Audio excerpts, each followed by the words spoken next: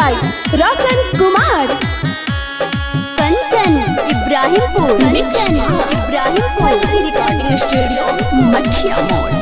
चुप चोरी साथी दोसारा से कर तारू बता कह के तू काहे मुकर तारू।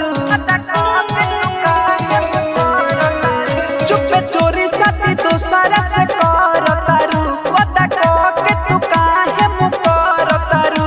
हम घरे आइब तोहरा सगाई में जान देती हो जोहर मिठाई में। वो हम मिले आइब तोहरा सगाई में जान देती हो जोहर मिठाई में।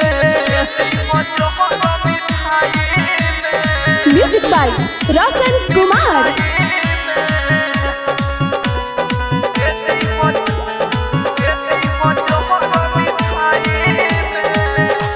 दूसरा के नाम के मेहदी लगी तोहरा हाथ में जियते जी देख न पाई दूसरा के साथ में।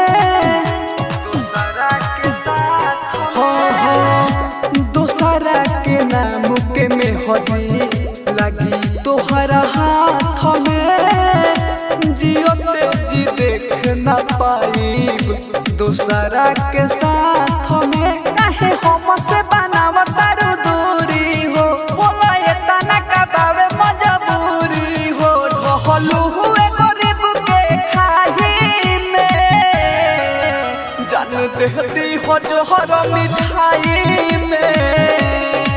वो हम मिले आइब तोहरा सगाई में जान देती हो जोहर मिठाई में।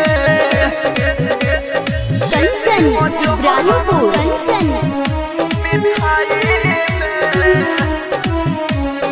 Music by Roshan Kumar. Mix Pallavi recording studio Mathiya मोड़।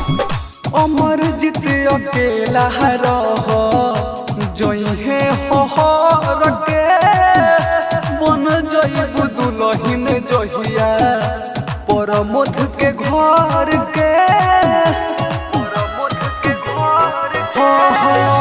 अमर जीत अकेला रह जइहे हर के बन जइबू दुलहिन जहिया परमोध के घर के। उड़े गोहिल बाटे अखिया से निंदिया हो जब खबर सुनली तोहर दीदिया हो। गुड्डू छोटू रोवता रजाई में जान देती हो जोहर मिठाई में। वो हम